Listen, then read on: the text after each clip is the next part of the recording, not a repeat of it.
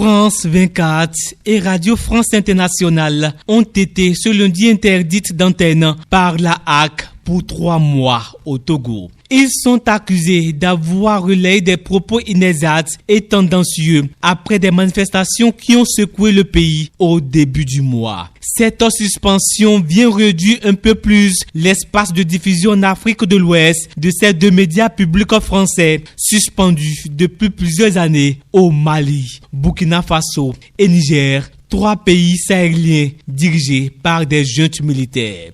Cette suspension intervient une dizaine de jours après des manifestations contre le pouvoir qui ont secoué Lomé, la capitale. Début juin, des manifestations lancées sur les réseaux sociaux par des jeunes et des militants de la société civile avaient pour objet de protester contre le régime dirigé par Faure Gnassingbé depuis 2005. Les manifestants s'exprimaient contre des arrestations de voix critiques, la hausse du prix de l'électricité. Les 2 médias ont déclaré lundi soir dans un communiqué conjoint avoir appris avec surprise leur suspension sans préavis malgré un contexte de dialogue pourtant soutenu et constructif avec l'autorité de régulation togolaise. Pour la 5e nuit consécutive, les forces armées israéliennes ont continué de tirer des missiles en direction d'Israël. Dans la nuit, les gardiens de la révolution ont annoncé des frappes sans interruption jusqu'à l'aube sur Israël. Côté iranien, de fortes explosions ont été entendues dans la capitale. Ce lundi, l'armée israélienne a bombardé le siège de la télévision d'État iranienne, détruisant une partie du bâtiment. Si Israël divisait des sites nucléaires et des bases militaires, l'Iran accuse Tsahal d'avoir attaqué un hôpital dans l'Ouest ainsi que des zones résidentielles ces derniers jours. Avant de quitter prématurément le sommet du G7 à cause du conflit, Donald Trump a assuré depuis le Canada qu'un accord allait être signé pour mettre fin au conflit.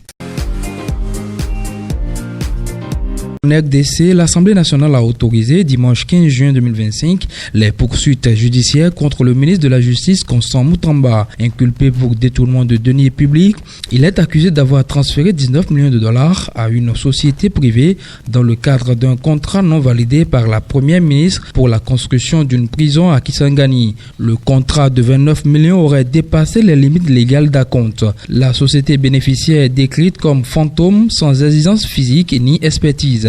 Selon les informations, la lettre a été donnée à temps par la cellule de renseignement financier, évitant un probable détournement.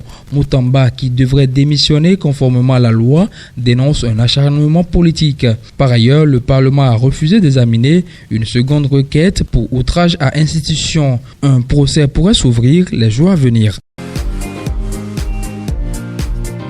Nous sommes au 6e jour du pire affrontement militaire entre les 2 puissants ennemis. Dans la nuit de mardi à mercredi, plus de 50 avions israéliens ont bombardé des cibles stratégiques à Téhéran, dont une usine de centrifugeuse et des sites de production de missiles. En riposte, l'Iran a lancé une dizaine de missiles balistiques et des drones vers Israël. La majorité a été interceptée, notamment près de la mer Morte. Les tensions verbales atteignent leur paroxysme. Le guide suprême Ali Khamenei promet une riposte sans pitié. Donald Trump exige de son côté une capitulation sans condition tout en menaçant d'utiliser des armes de destruction en profondeur. La France, la Chine, la Russie et la Turquie appellent à une escalade urgente. Emmanuel Macron prévient qu'un renversement de régime en Iran par la guerre serait un saut vers le chaos. Pendant ce temps, des milliers de civils fuient Téhéran, prolongés dans les pénuries et des coupures. La Chine a déjà évacué 80 ressortissants. D'autres pays mettent en place des ponts aériens.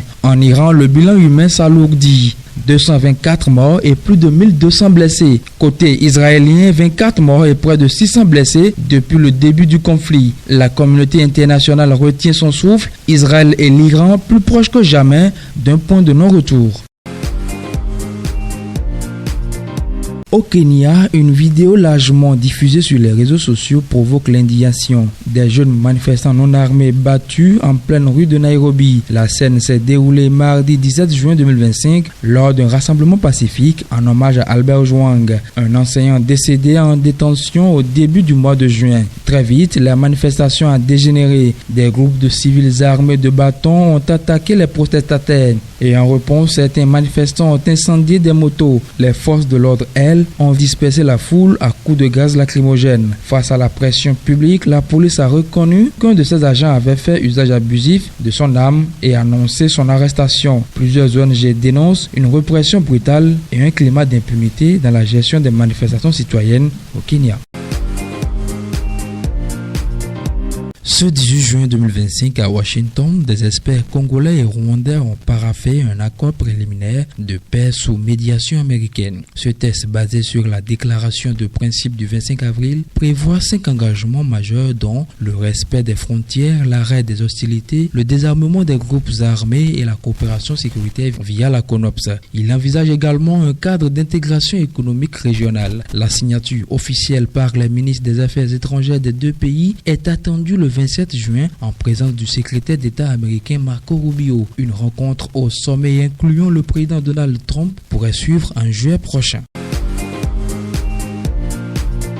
Le PPACI de Laurent Gbagbo et le PDCI-RDA de Tidjane Thiam, les deux partis ont signé une déclaration commune actant la création d'un front commun. Une initiative née en 2018 selon Sébastien Dano Djedje, alors que le président Gbagbo était encore en détention à l'arrêt. Objectif affiché, favoriser l'unité d'action et œuvrer pour le retour sur la liste électorale de plusieurs figures politiques, dont Laurent Gbagbo, Tidjane Thiam et Guillaume Soro, a déclaré le porte-parole du PDCI, Soumaïla Bredoumi. La coalition demande également une révision de la liste électorale, une réforme de la CEI et l'ouverture d'un dialogue politique. Depuis l'étranger, Tidjane Thiam a salué l'initiative. Le PPACI et le PDCI ont décidé d'unir leurs forces pour garantir une élection